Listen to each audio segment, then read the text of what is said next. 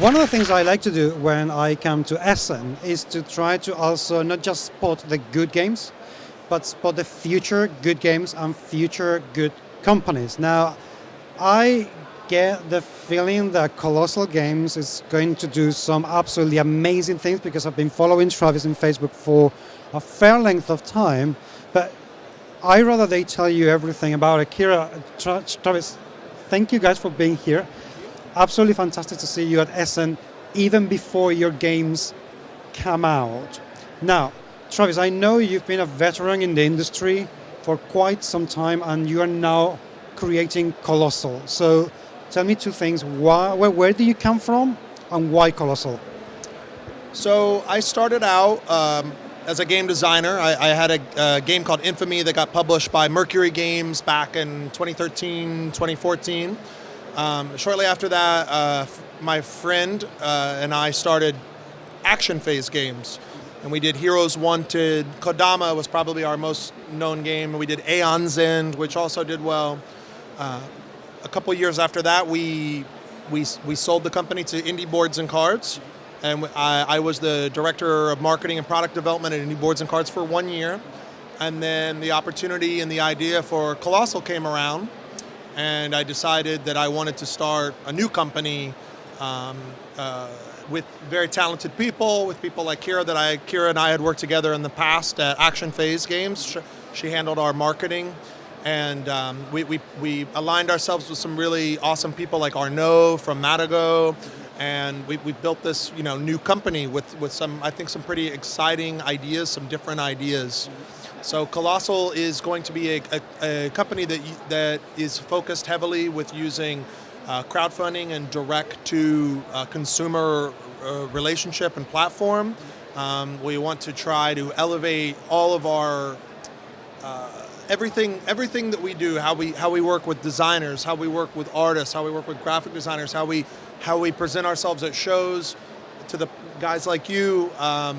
We want to do it the best that we possibly can. So we're trying to implement a higher level of quality and inclusion in order to generate what we think is not only great products but meaningful relationships, because ultimately that's what all this is about, right? Gaming is people. It's people, or without the people who'd play the games. So Kira, Travis, before we started the interview, said if you want to talk to the person in charge, talk to Kira. So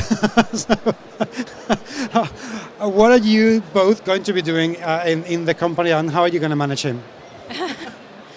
Well, I am kind of overseeing all the operations, so making sure we are hitting our milestones so that we can deliver the games on time, if not early, to our backers. We really want to have very short production times, making sure that everyone throughout the organization and the people that we work with, from the designers to the illustrators, are all very happy that they're given a platform to shine and working with us, and their games are getting developed to be the best thing that they can be when they're packaged with our logo on them and delivered to the market. And so, from anywhere from helping with our marketing planning to our overall operations milestone management, that's what I'll be doing. And then Travis is in charge of all the creative and development. I'll let you talk about that. Yeah, so she makes sure the lights stay on, and then I go out and find the games, work with the artists. So I do like the art direction, the development, finding the games, and Kira, she does all the really important stuff. She helps with the timetables, with the production schedule, communication. If two people start, having a disagreement, she helps us find our way to the solution, which is good. So I think we have a really great team. We've got a number of people working for us full time now. We have a really talented designer named AJ Lambeth. He's actually the creator of our second release, Kami-sama. We're working with Mark Burke, who's a Dice Tower contributor. He's our community manager. Like I said, we have Arnaud. Arnaud is doing production. We have Tanguy Serra as our CFO. So we have a lot of really talented, smart, experienced people that are kind of all coming together to create this company, Colossal. I really like the idea that you guys are putting together a fantastic foundation that you can grow upon to quite a lot of height. But obviously none of that growth is going to mean anything unless you have absolutely amazing games. Now you're going to be looking after all the graphic design, graphic work and art direction. I can already see a prototyping here that is already looking smashing, absolutely smashing. So I want to know, Travis, first you tell me what this game is all about and where does it come from? So this is a game called Western Legends.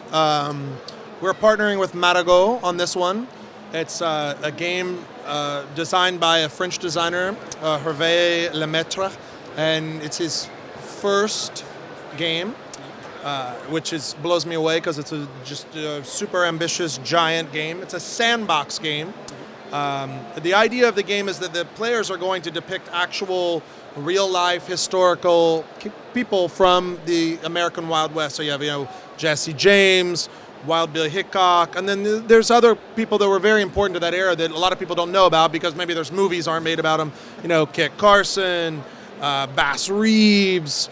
We have, Crazy Horse. We have Stagecoach Mary Fields. We have all these really interesting, colorful characters that have really cool backgrounds, and the players are going to depict these characters throughout the game. What they're going to be doing is they're going to be trying to become the most legendary of all the legends.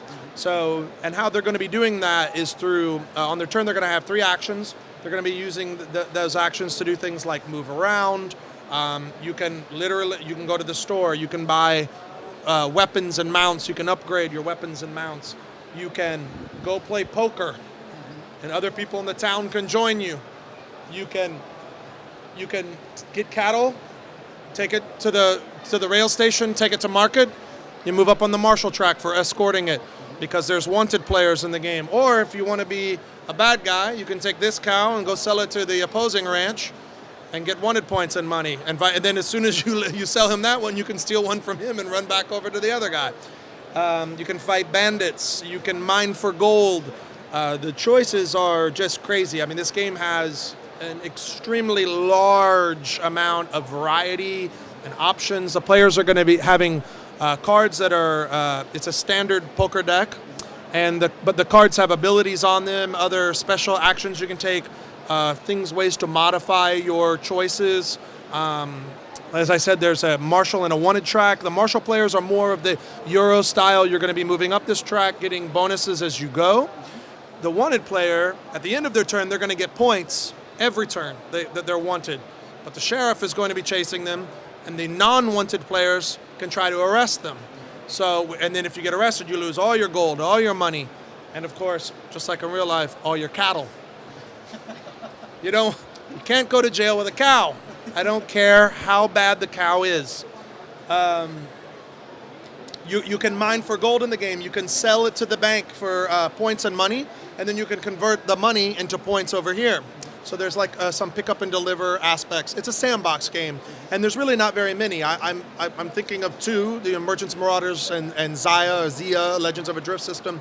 And this one is not as focused on the pick up and deliver aspect, I think, as that. There's a lot more confrontation, narration, story, things like that. Now, I believe you guys are going to launch it in Kickstarter. This is an ambitious project. Kira, how are you going to make sure that this goes smoothly and everyone gets everything right on time? Because we know Kickstarter can be problematic at times. How are you going to manage this? Because it's huge.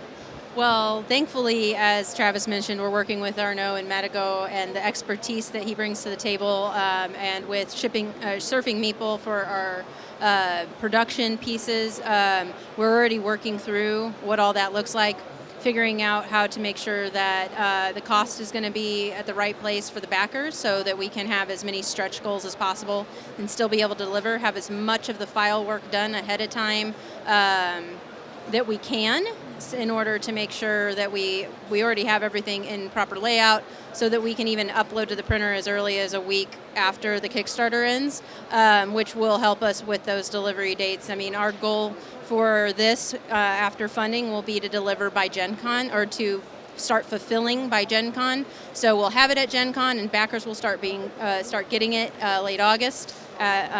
Or earlier if we're very lucky. So it's really just a matter of working with the right people, knowing what the requirements are. We're working with people who've done this plenty of times, so we're not perceiving any issues there. We'll get ahead of it, and like Travis has the experience, we have the experience behind us to make sure that we don't make those mistakes, those rookie mistakes. When is the Kickstarter poised for launch? January 9th. It'll be a 20-day campaign. Just a 20-day campaign. Wow, Shorter campaigns. One thing, let's all be honest here, there's a lot of people using crowdfunding now. There's a lot of games that are up, and I think the longer campaigns, it's harder to keep people's attention. So one thing we want to do is we want to try to have more concise, compact campaigns where every day feels meaningful instead of having a week or 2 weeks of just the doldrums in the middle. So we're trying to subtract that out. So the bigger games are going to be 20, 21-day campaigns. The smaller games are only going to be 10-day campaigns.